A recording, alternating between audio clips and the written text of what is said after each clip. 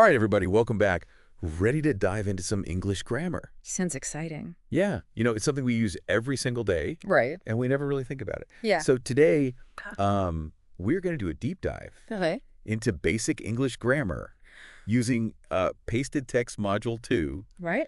and, Basic English grammar. yeah, basic English grammar. We're going back to the basics here today. Awesome. I'm excited. Yeah. So let's, we're going to explore the fundamentals here Okay. that make communication, clear and effective. Yeah. So, Yeah. I mean, what I find so fascinating about grammar is that it's like this invisible architecture that Yeah. shapes everything. We might not always be conscious of it, Right. but it really does impact how we understand and express ourselves. Yeah, for sure. It's like it's something that we totally take for granted. Yeah, definitely. But our deep dive today starts with this idea of basic sentence structure. It might seem like a really simple concept, Right. but it's foundational. Like any good structure, Yeah. a sentence needs that strong foundation. Right. So why don't you tell me what is it about understanding sentence structure that's so important? Why do we care? Well, mastering it is really the key to being able to communicate clearly. Okay. I kind of think of it like building with Legos. Okay. You have your different pieces, right? Your subjects, verbs, and objects. Right. And it's the way that you arrange them that determines the meaning, the impact of whatever you're building. Oh, I love that. So it's like a blueprint, Yeah, exactly. like you were saying, Yeah. for our thoughts. And we've got, the subject is the what or the who Right. of the sentence. The verb's the action. Uh-huh. And then the object is what receives the action. Exactly. And what's really cool? Yeah. Just like Legos, Okay. you can get creative with sentence structure. Like you can do these short, simple sentences that have a lot of impact, or you can have these more complex sentences if you want to convey a really nuanced idea. Makes sense. The key is just to understand the rules. Okay. So you know when you can break them. Okay, so we've got our building blocks, we've got our blueprints. Right.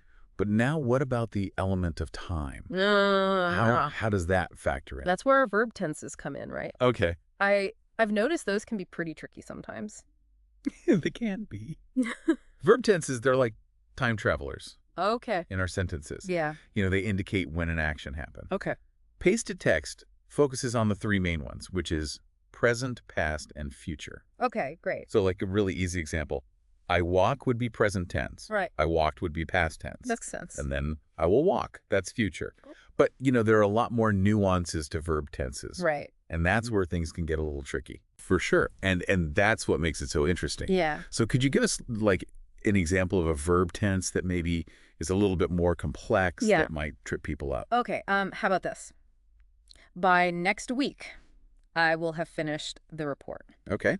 So that uses the future perfect tense, which indicates that something's going to be completed in the future. Okay. So it's got both future and past kind of combined. I see. So it's almost like looking ahead to a point in the future Yes. where that action will already be. Exactly. It can be a little mind-bending. It can be, but I think the more you practice using all the different verb tenses and recognizing them, the more natural they'll become. Right.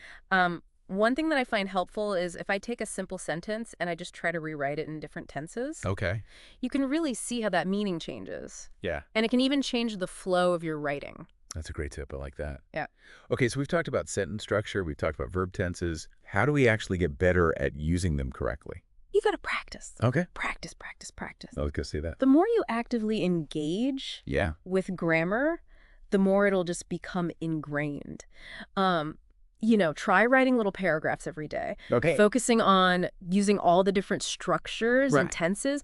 Or you could even, like, if you're reading an article or book, take a sentence. Yeah. And just, like, break it down. Right, yeah. What are the different parts and how do they all work together? Right. So it's about engaging with it, Exactly. not just passively learning. Yes. You're totally right. It's like a workout Yeah. for your writing muscles. Okay. Love it. So I guess to kind of, wrap everything up here. Okay. We covered some essential building blocks today. We talked about sentence structure. Right. We talked about mastering verb tenses. Yes. And we talked about, practice being the real key The key. to improving our writing. And remember, grammar, it's not about being rigid. Oh, It's really about being able to use language effectively right. to express your ideas. Yeah. Oh, I love that. So now that you have all these tools, all this knowledge, what are you going to create with it? Yeah. How are you going to take this new awareness and use it Right. to make your writing better and to really make your voice heard? Mm, That's something to think about. it is. All right, well, that's all the time we have for our deep dive today. Thanks for listening, everybody, Yeah, thanks for listening. and we'll see you next time. See you next time.